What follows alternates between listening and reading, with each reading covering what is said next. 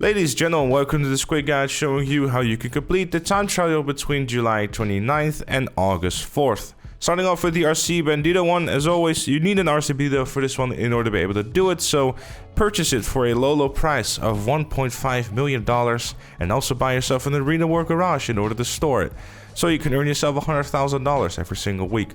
Jokes aside though, it is relatively good to be able to do every single week. It's $100,000 and the time trials themselves are really not that difficult at all.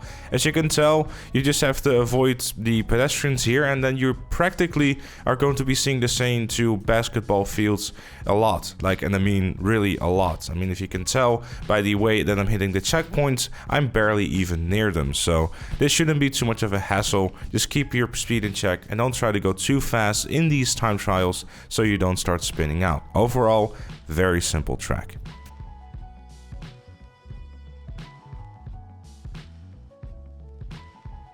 Moving on to the regular time trial. For this one, as you can tell, we're already cutting some corners, and then we're going to be using our Baddie 801, which is also fully upgraded, as a way of crossing the train tracks. Of course, what you want to do in the Baddie 801 in order to utilize it to its fullest potential is by making as much wheelies as you possibly can. You, of course, as per usual, have multiple options here, and you're primarily going to be looking for something that is good in straight lines and also doesn't lose too much speed while you're on the train tracks, thus off-road.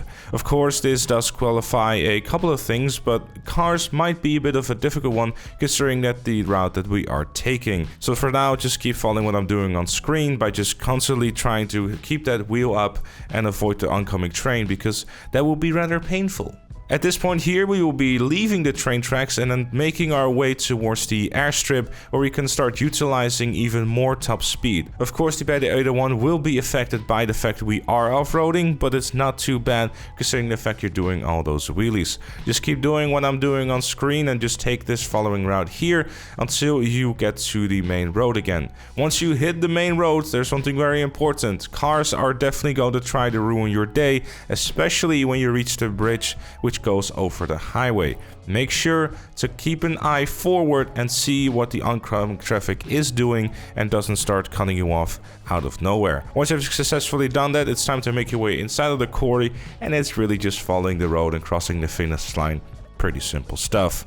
I'd say you have about 5 to 10 seconds to spare, so don't worry too much about sometimes slowing down a little bit for traffic to make your life a little bit easier.